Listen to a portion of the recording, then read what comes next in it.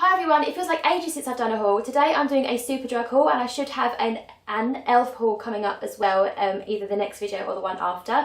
But for today, all completely Superdrug, so all very affordable, and all of it was on offer as well. I think almost all of it without exception.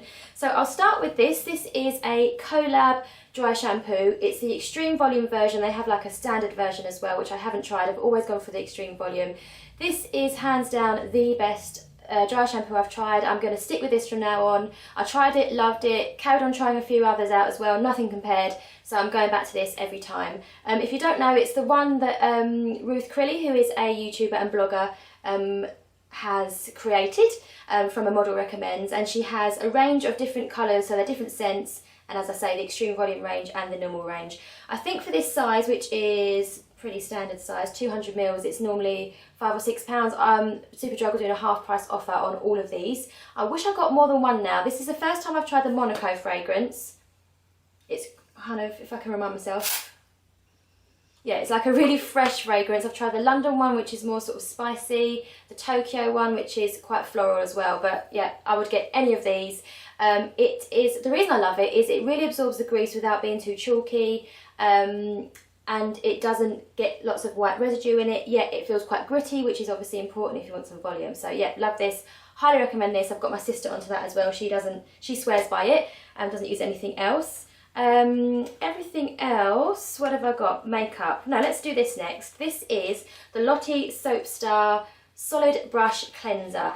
So it's called a brush cleanser, but I bought this exclusively to clean my beauty sponges with. I do have a blog post coming up on it, so I won't say too much about it, but I wasn't getting them clean enough with my brush technique, which is using baby shampoo, and it was recommended to me by Leah from Leah XL that I got the Beauty Blender soap, which is similar to this in format, so I thought let's go with a cheaper version first, see how it goes. I think this was about £10, so it just looks like a solid lump of soap, but it's got coconut oil in it as well as soap, I suppose, to keep your brushes soft. So I'm hoping it's going to have the same effect for my sponges as well. I have used it to clean them a couple of times and they are coming up much cleaner than it was with my old method, so I'm pleased with that so far. But as I say, full blog post coming up.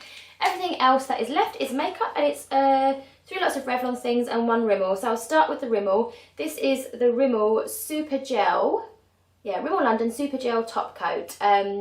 So it's one of the gel top coats that you don't need any UV lights or anything for, so it's a gel effect. It says it makes your nail varnish last for up to 14 days.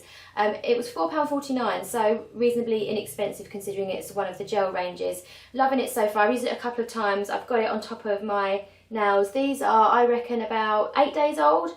And I used it previous to this, and I took my nail polish off after about 11 days. A couple of chips, but considering I had been doing quite a lot of work, like I've been doing a lot of washing up without gloves and that kind of thing, I think that's pretty impressive. So pleased with that so far. I really needed a new primer, so I decided to go for the Revlon Photo Ready Primer. It's a Perfecting Primer. It just comes in one shade, it's kind of shadeless, and this is £12.99, but I got 3 Revlon things for 3 for 2. I've used this a couple of times already and I'm really pleased with it. I don't know if it's something that's been hyped up in the past. It's definitely not a new product, it's been around for ages. But for me, it's the perfect mix between something that feels quite silicone-y and therefore your makeup sits quite nicely on top of it, but at the same time sinks in. So everything else I've tried is either one of those really sinky-inny primers that you can't feel on your skin but has some other sort of effect like smoothing or colour correcting, or it's one of those silicone-y primers that feels like it just creates a layer on top of your skin.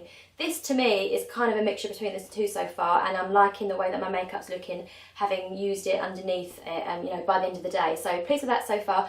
Quite expensive for a drugstore primer, but again, so far worth it, and I've got it on 3 for 2. One of the other things I got was one of their newer products. It's one of their mascaras, and it is the Revlon Ultra Volume. I think they've reformulated or at least repackaged their mascaras, so they've got like 4 or 5 mascaras that look the same but with different lids. There's either volume, length, curling, all-rounder. So I decided to go to the volume one.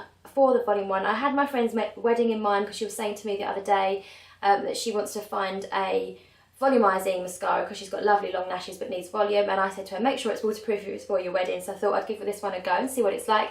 Haven't opened it yet. This was £9.99. Well, it'd normally be £9.99. Revlon's one of the slightly more expensive drugstore brands, isn't it? And the last thing I got, again, I think it's one of their new products. It is their Matte Ultra HD, so Ultra HD Matte Lip Colour. So it's a liquid lipstick. I got it in the colour, what is this called?